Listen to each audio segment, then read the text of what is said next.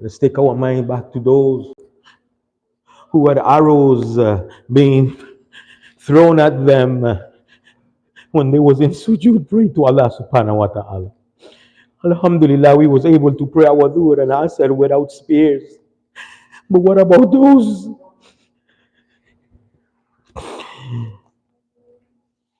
Layla, Ali Akbar's mother, was the daughter of Maymuna, who in turn was Abu Sufyan's daughter. And the enemy yelled, Ali, you are related to the commander of the faithful Yazid, and Yazid, we respect this kinship.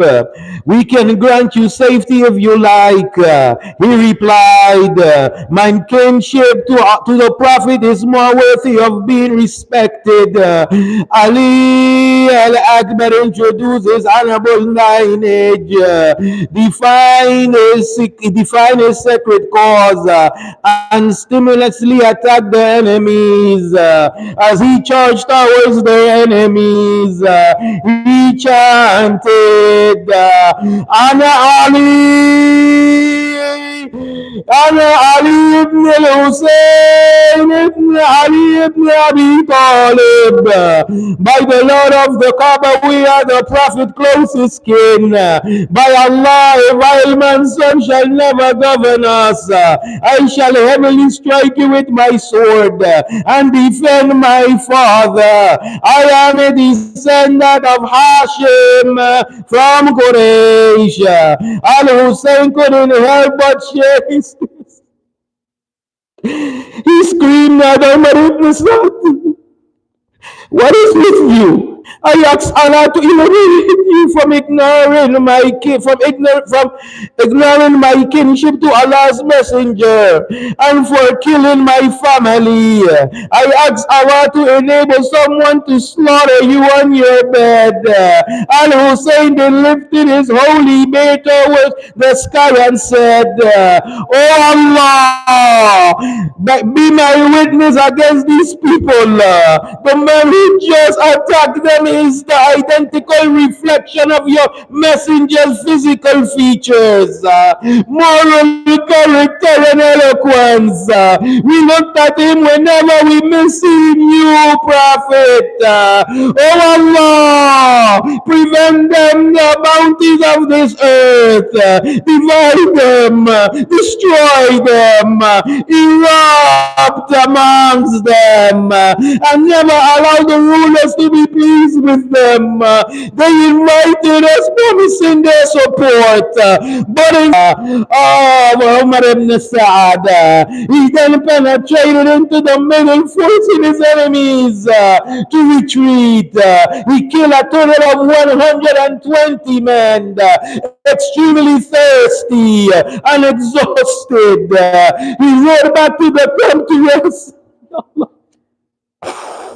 He went back to the camp to rest. Ali Akbar mentioned his honorable face to his father. Al-Hussein wept and said, you shall see your grandfather soon. He shall feed you a drink from his cup, and you shall never be thirsty again. Al-Hussein poured some of his saliva into his husband. And also give Ali Akbar a ring.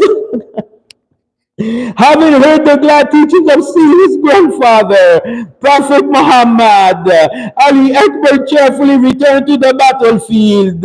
He, with the same and determination, attacked his enemies, again injecting havoc and fear in their ranks. The Kufans were totally stunned by Ali Akbar's bravery, his fearlessness and strength in destroying all that stood in his way. The memorable images of Ali ibn Abi Talib, the lion of battlefields, Ali Akbar's sword glittered like thunder, rising the number of its fatal strikes. 200 Murad bin Mukhiz al-Abadi said, by the honor of my Arab ancestors, I shall kill him.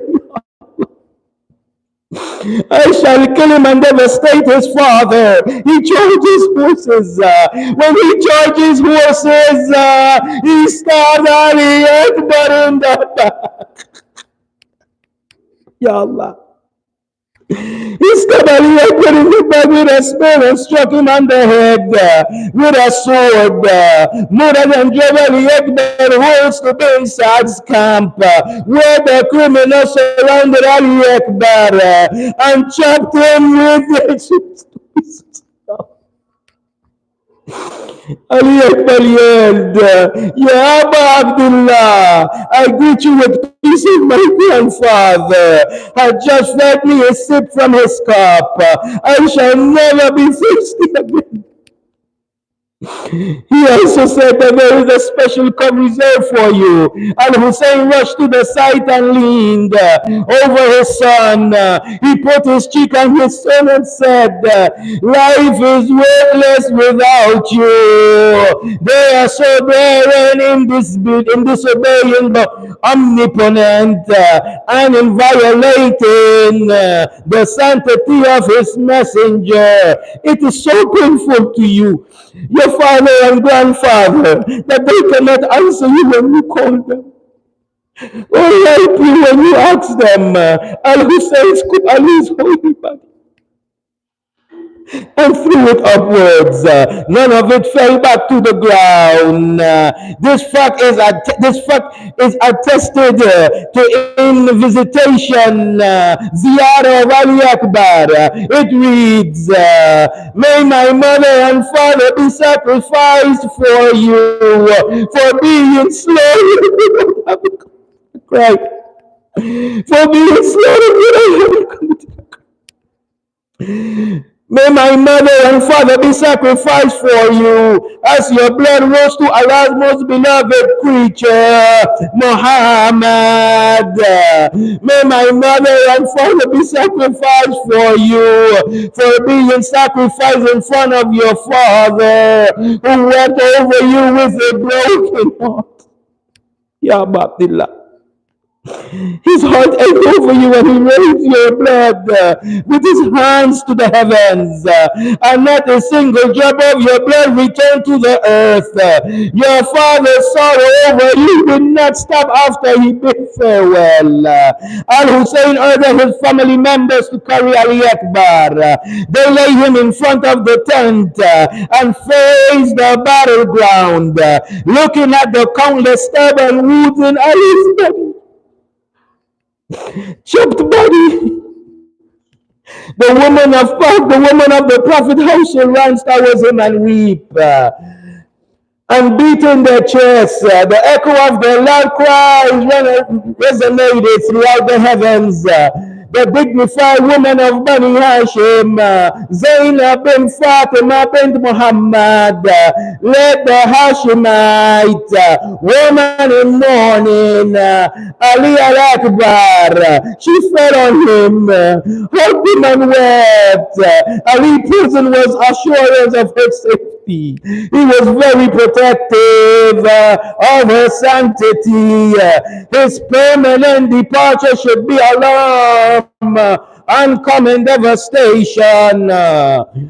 Ramallah, son Abdullah al-Akbar, also known as Abu Bakr bin al-Hassan bin Ali bin Abi Talib, fought until he was martyred. His brother Al-Qasim, Ya Allah, a young boy who had not reached puberty yet, ventured out to the battlefield after his brother's martyrdom. Al-Hussein hugged Al-Qasim and wept. He then gave him permission to fight. Al-Qasim wearing a button shirt and sandals, wielded the sword and marched towards the enemies.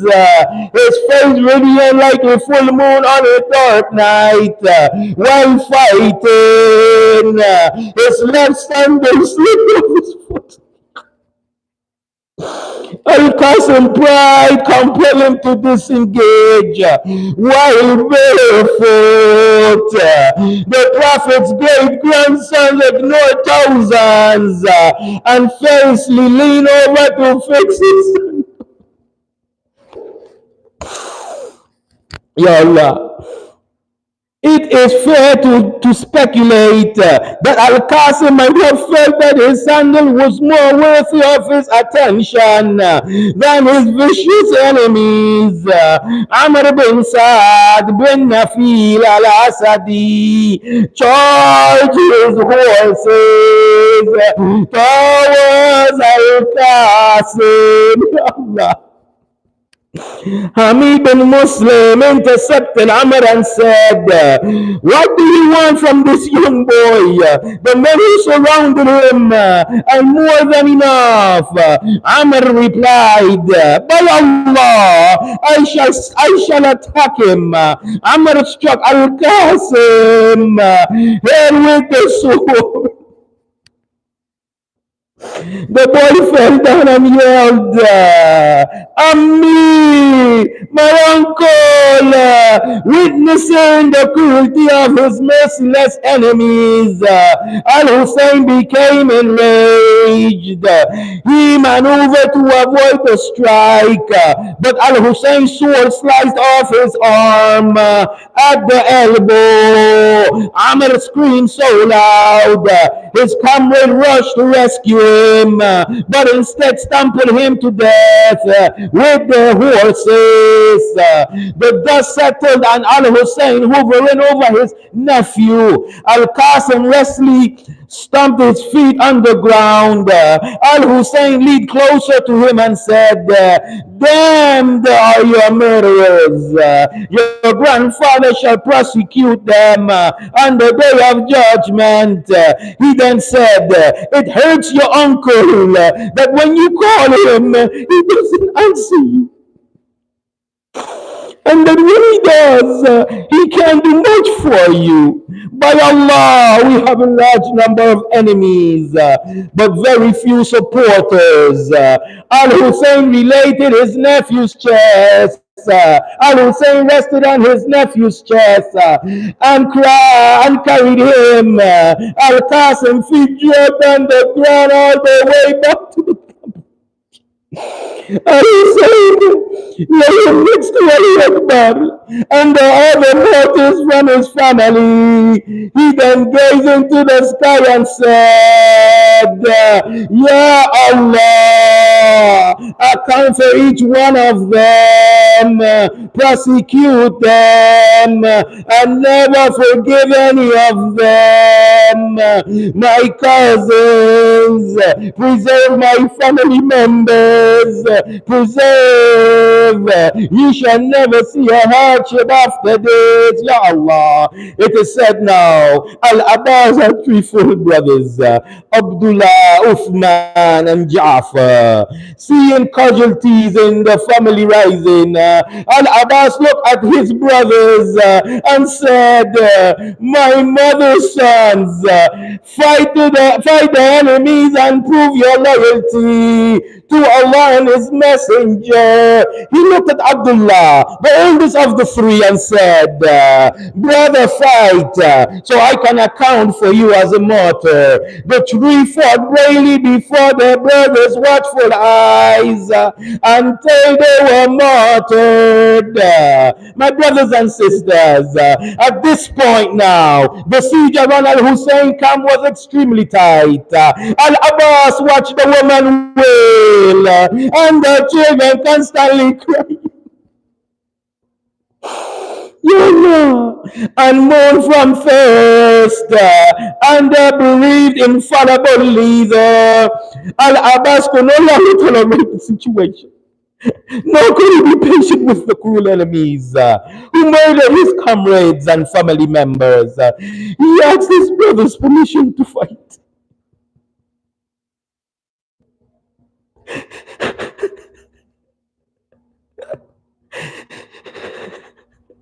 Assalamu alayka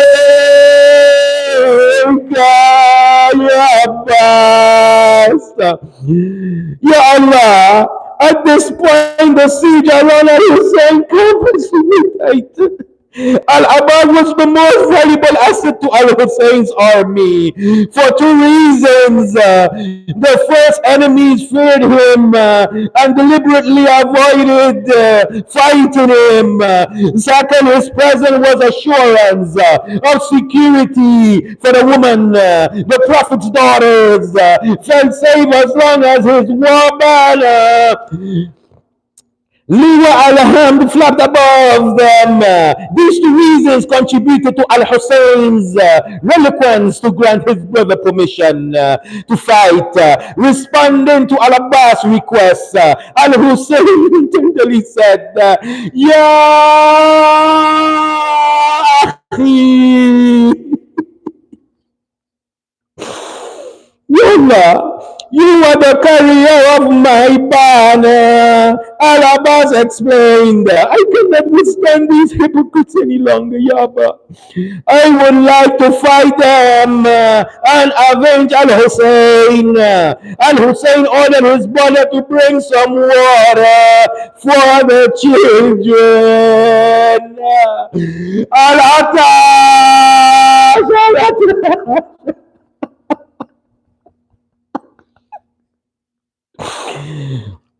Al-Abbas marched towards the enemies. He advised them and warned them against the wrath of the all-powerful, but no avail. He then called out loud, You Umar ibn Sa'd, this is Al-Hussein, the grandson of Allah's messenger. You have killed his companions and the men in his family. His women and children are thirsty. The sound of the tents is saying, Al-Outrash. Oh my gosh, we are thirsty. Ya Allah. The Imam said, give them some water. They are extremely thirsty. Al-Hussein has been asking you to let migrate from Al-Hijaz and Iraq to Byzantium or India. Al-Abbas words touched the hearts of his advisories, such that some of them wept. Share your tears for Abbas. He is Mutiulillahi wa Rasul. Ya Allah. Al-Abbas words touched the heart of his advisories, such that some of them wept. However, Al-Shimr loudly interjected, You Abu Turab's son, had we been in control over all of the water and earth, we still wouldn't give you a drop of it, Ya Allah. Al-Abbas returned to the camp and informed Al-Hussein of the enemy's response. As the wailing of the woman and the screaming of the thirsty children rang in his ears, Al-Abbas carried empty jugs and rode his horses towards the Euphrates in an attempt to block his path. 4,000 archers surrounded him and rained their arrows on him. Unabated by their numbers, Al-Abbas attacked them and penetrated through their lines with the banner flapping over his head. Al-Abbas was a role model of bravery and protectiveness. He was inculcated with impeccable moral values and incredible bravery from his father Ali ibn Abi Talib, the lion of battlefields. Al-Abbas, outstanding strength, astonished his enemies. He, with incredible serenity, chased them away, clearing his path into the Euphrates. Al-Abbas now he scooped up some water. As he was about to sip, he remembered the face of Al-Hussein and his family members. Abu Father threw the water down and said, my soul, you have no life without Al-Hussein, and without him you shall never be. My soul, how come you enjoy a cold drink? Why Al-Hussein is great, Al-Hussein in grave danger. How could you enjoy a cold drink? Why Al-Hussein is in great danger. By Allah, such an act contradicts fruitfulness. He filled up the jug and rode back towards the camp. The enemies blocked his path. He attacked and killed many of them. As he fought, Abu Fadl chanted, death never scares me when it hovers, and it never deters me from using my sword. My sword is detected to protect the Prophet's grandson. Al-Abbas, I'm carrying the water. I am never fearful in combat. He eventually broke through the enemy lines and cleared his way back to the camp. Zayd bin al-Raqad al-Juhani and Hakim bin al-Thufail al-Sumbasi has hidden behind palm trees. Zayd ambushed al-Abbas and cut off his right arm. Allah said, by Allah, even if you cut my right hand, I shall always defend my faith. I shall defend the truthful, infallible leaders, who is the son of the pure and trustworthy prophet. Al-Abbas paid little attention to losing his right arm because his main concern was to deliver the water to the women and children in Al-Hussein's camp. Hakim bin al-Tufail ambushed Al-Abbas. Not only did he ambush Al-Abbas, now he cut off his left arm.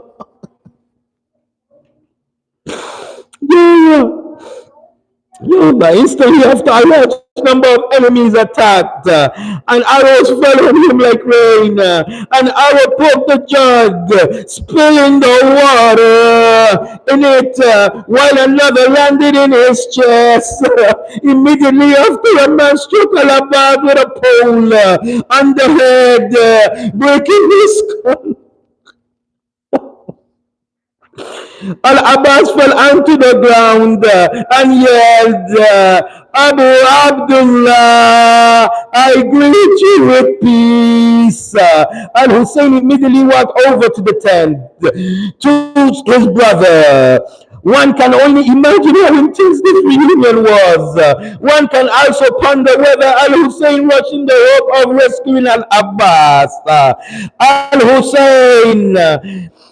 Al-Abbas fell into the ground and yelled his brother's name. Only one can imagine that. Al-Hussein, mind and heart, losing Al-Abbas, equal total devastation. Al-Hussein rushed over, but only to see his brother, holy and bloody body, under hot sands, completely covered with arrows. Al-Abbas lay speechless and sightless as his brain slowly slipped out of his skull onto the ground. The scene of this reunion was incredibly touching. Al-Hussein was visibly heartbroken and physical grief-stricken. This tremendous loss took a toll. Imam al-Hussein's physical strength, losing Al-Abbas, rendered al-Hussein lonely against his enemies. Expressing his intense bereavement, al-Hussein said, I feel like my backbone has been broken. I have become truly hopeless. I have become truly hopeless. Al-Hussein deliberately left Al-Abbas in the same spot for a reason that time later revealed. Unlike the other martyrs, Al-Abbas was buried alone. Al-Abbas' burial site has become a shrine to which people flock to visit and supplicate. His shrine has become a blessed medium of divine miracles and congregational place for those who seek proximity to Allah. The community has therefore become well aware of the high rank and honor with which Allah blessed Al-Abbas. Moreover, the believers have also really realized that loving and visiting Al-Abbas are about two powerful means of seeking proximity to Allah. The Imam now returned back to the camp. He don't got nobody else. It's only him now. It's only Elias God. It's only Imam Sajjad and the ladies and the kids. Al-Abbas was the last active soldier in Al-Hussein's army. After his brother martyrdom, Al-Hussein was alone against the enemies. Al-Hussein stared at the bloody corpse of his companions and family members while the mourning and weeping of his women and children continues. The prophet's grandson screamed, is there anyone who can defend the daughters of Allah's message?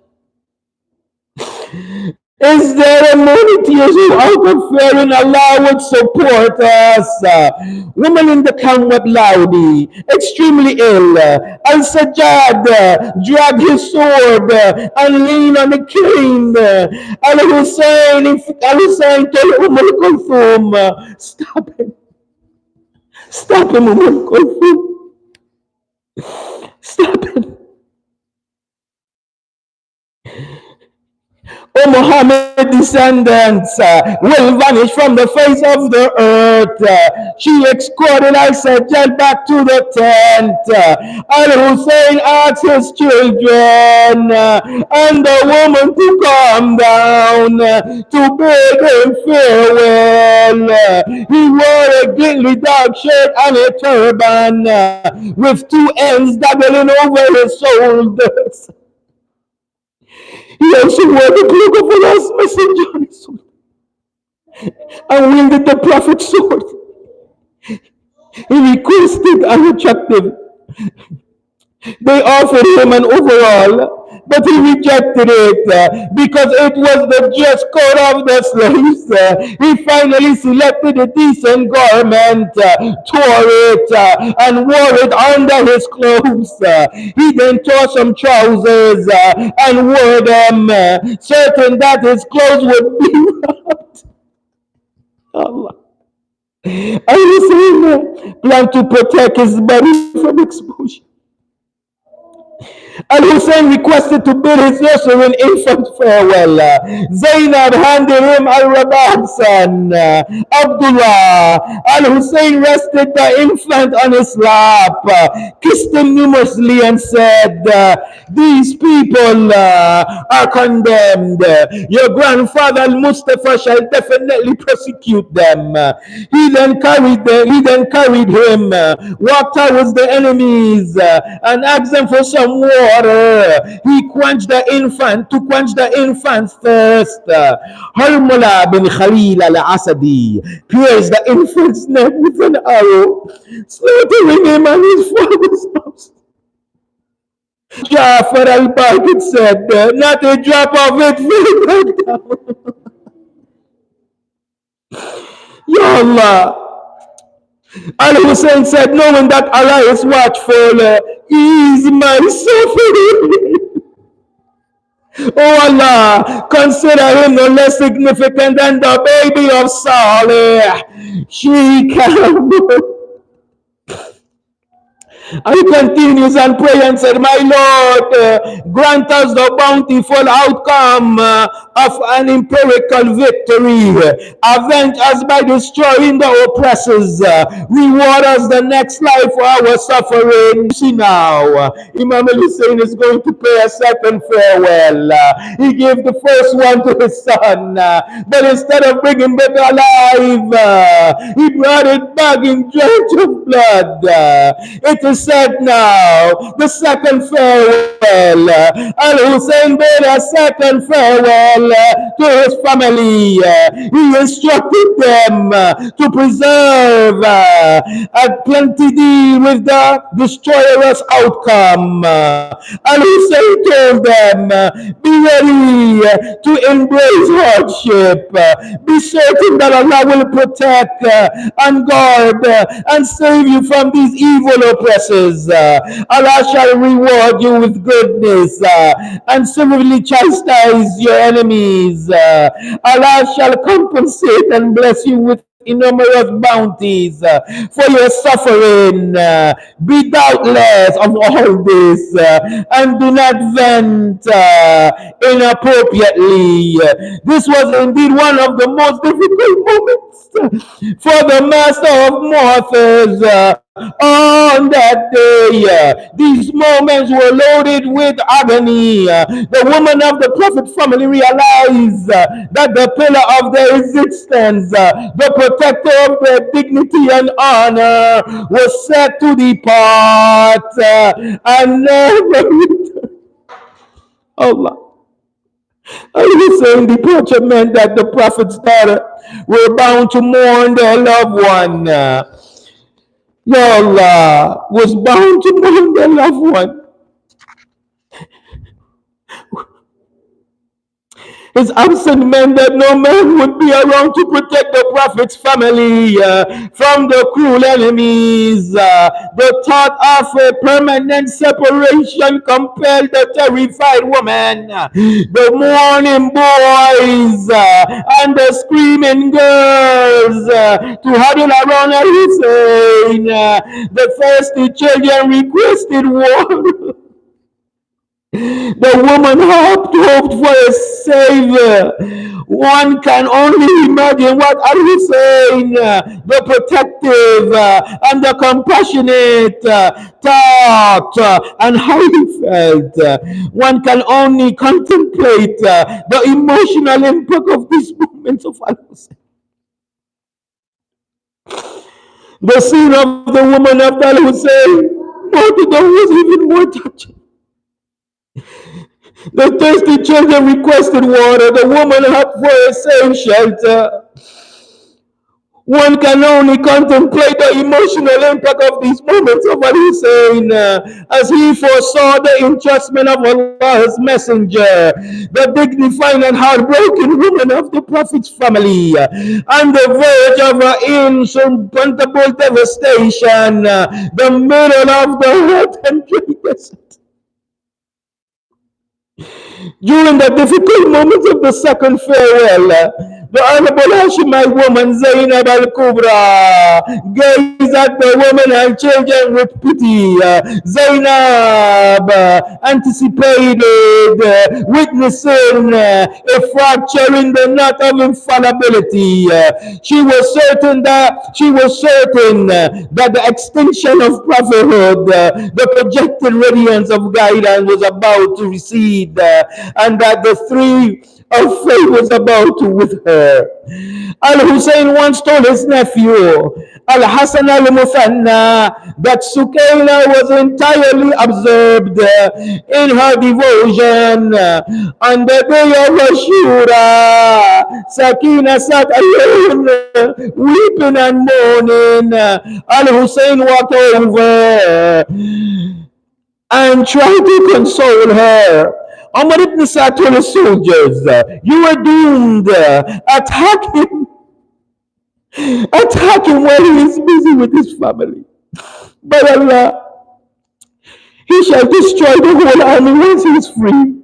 They attacked him and shot him with arrows, some of which landed in the camp and poked into the clothes of some woman. Completely terrified, the woman screamed and ran into the tent.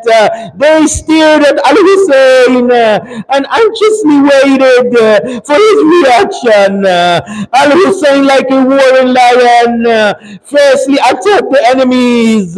He killed everyone in the path, while arrows still fell on him from all directions. Al Hussein rode back to the camp and numerously uttered, "There is no power and strength except that of Allah, the Great." He then asked for water. He then asked for water. I should have said there, "You shall never taste it until you go to the hellfire." Ya Allah. Another man said, "Can't you see the Ifrit is full of snakes? You shall never drink from it. Instead, you shall go thirsty." And Hussein instantly supplicated, "Oh Allah, make him die tasty." Later in life, this man constantly requested water, but spat it soon after he spit it. He did that until he died from dehydration. Abu al-Hutuf al-Jafi shot al-Hussein with an arrow. He shot Al Hussein with an arrow in the forehead. Abu Abdullah extracted it with blood dripping all over his face. Al Hussein supplicated, "Ya Allah, you see the harm that these justices are inflicted on me. Oh Allah, account for each one of them. Liberate them. Wipe them off the face of the earth. And never forgive any of them."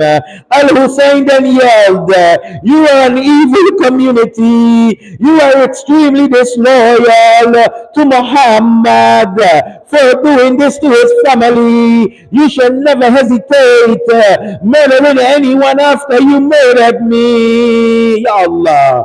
By Allah, I hope that Allah bless me with martyrdom and avenge me when you least expect it. Al Hussein asked, "You Fatima's son, how would he avenge?" Al Hussein took a break to recuperate. A man threw a rock which landed on Al Hussein's forehead. They would attack Imam Hussein with everything. And Hussein took a break to recuperate. They had no more weapons, so they started looking for anything they can find. A man threw a rock, which landed on Hussein. The blood dripped all over his face as Ali Hussein grabbed his cloak to wipe the blood off his eyes. Another man shot him in his chest with a three-headed arrow. Ya Allah. And Hussein said, "In the name of Allah, by Allah, and on the path of Allah's messenger." He then raised his head, gazing to the sky, and said, "Rabbi, you know that they are killing a prayerless man.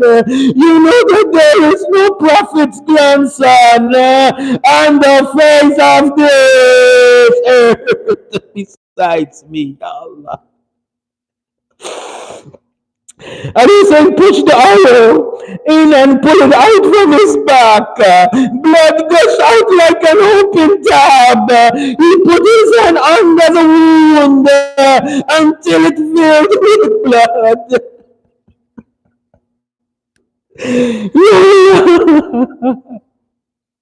Assalamualaikum ya Abu Abdullah. Assalamualaikum Fatima Zahra. Al Hussein pushed the arrow in and pulled it out from his back. The blood gushed out like an open tab. He put his hand under the wound until it filled with blood. He threw the blood upward and said, knowing that Allah is watchful, is my son.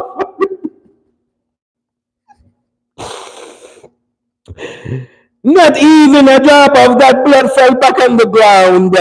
He filled his hand again from the same wound and smeared the blood on his head, face, and beard.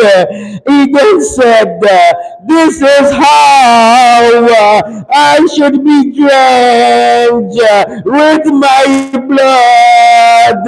Inna lillahi wa inna ilayhi. Ya Allah, I shall then complain to my grandfather about each one of these criminals. The man was bleeding, exhausted, tired, thirsty. Heavy bleeding, exhausted Al-Hussein. He sat on the ground and slept over with his neck bent. Malik bin Al-Nisr attacked him. He cursed him and struck his holy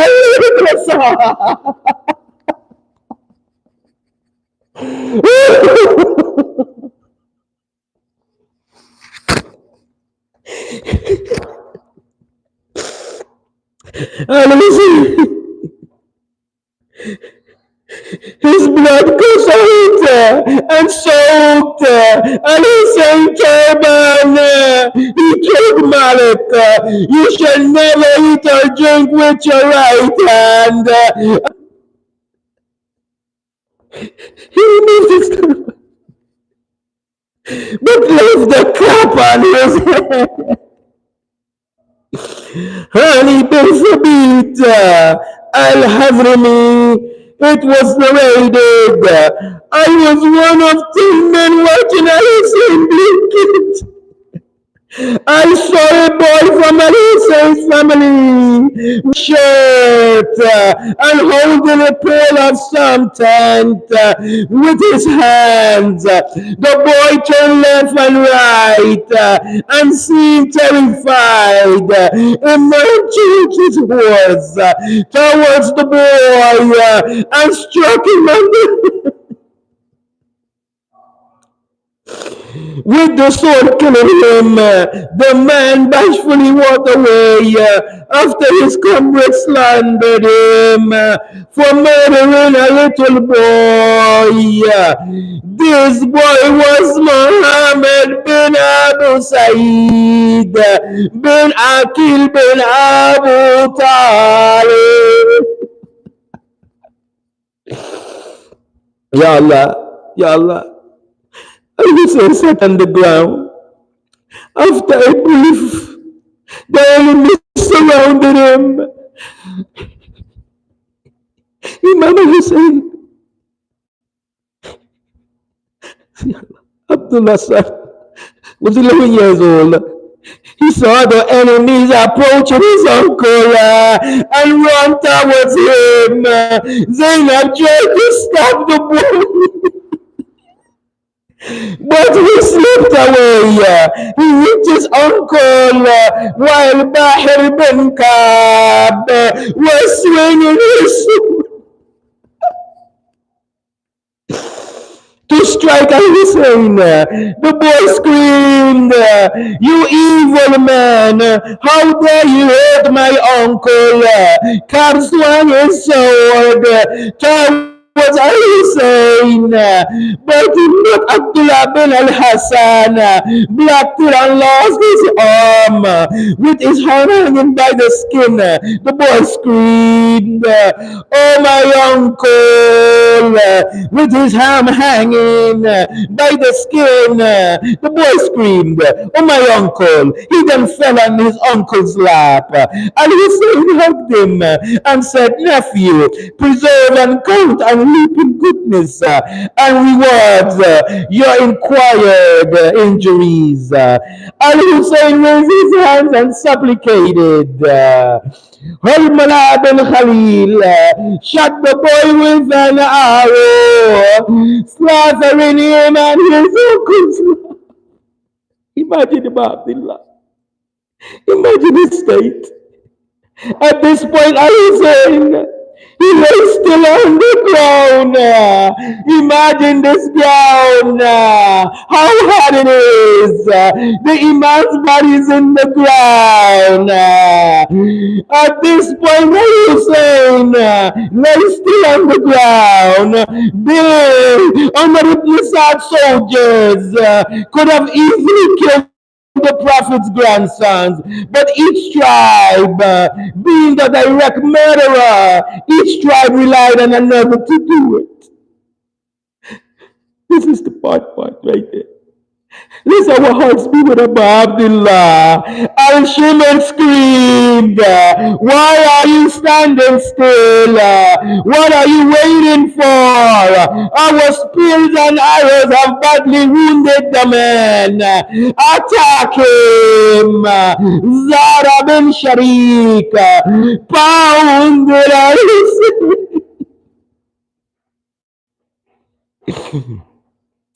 He pounded Al-Hussein. Ya Allah, why are you standing still? That's what he says. Zara bin Sharik pounded Al-Hussein left shoulder, while bin Numir shot an arrow into his mouth. Yeah. Another man struck him on his upper shoulder. Sanan bin Anas stabbed him in his collarbone and in his ribs, and then shot an arrow into his neck. Ya Allah. After that, Salih bin Wahab stabbed him in his side. Halil bin Nafi narrated, "I was relatively close to Al-Hussein. Shortly before he died, he was totally drenched in blood. But his face was more beautiful and radiant than anything I have never seen. The beauty of his face. It is said now, after the body is laying, all of the voices are coming towards the body of Abu Abdullah.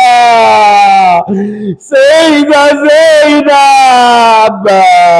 Every time she go to tell Zainab, she will look at the body of Abu Abdullah while the body is in the grounds of Karbala. You know what would make her heart at ease? While they were stabbing him, he would scream, "Allahu Akbar." When Zainab heard this, it is said that he would console. But it reached the point now. It reached the point that Zainab, she's not hearing the words and the voices of Abu Abdullah. She's waiting to hear the voices and the sound of Allahu Akbar. But Zainab now, she is not hearing anything. You know why she's not hearing anything? The only thing she can hear is the bones of the Imam being broken. The bones of the Imam being broken from all of the horses jumping his body. All of the horses trample in the body of Abdullah. After the horses trample his body, she's hearing some more commotions. Zainab, she wants to know, everything is over. We all of my children have become shaheed. Why are the horses still moving? Why are they going left and right? It is said that when Zainab looked at her brother, he was in the ground with no head. Not only does it trample his body, it is said that Shimmer now, he couldn't leave his body there alone. This holy body, he wanted to go now and cut him in the place that Rasulullah used to kiss him.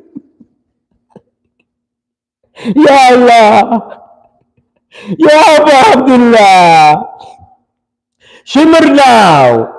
Shimmer now, he goes now. He goes over the body. Not only that, he is over the body. He take his sword. His sword was dull. It wasn't even sharp. He took his sword. Now he took out his sword. He looked at the head of Abu Abdullah and he started to cut it back and forth. Ya Abu Abdullah, Assalamu alayka ya Abu Abdullah. Assalamu alayka ya ibn Khadijah. Assalamu alayka ya Gharib al-Qurba. I ask Allah to bless each and every tears, that He make these tears to reach its utmost potential, that He soften our hearts, that we can become the true companions of Imam al-Hussein head is cut off now. Now the enemies, they don't stop there. They start cutting the heads of all of the companions. Now they taking their heads and they grabbing spears and they taking these holy heads and they strap them with spears. Matam tel Hussein. Ya Hussein. Ya Hussein. Ya Hussein.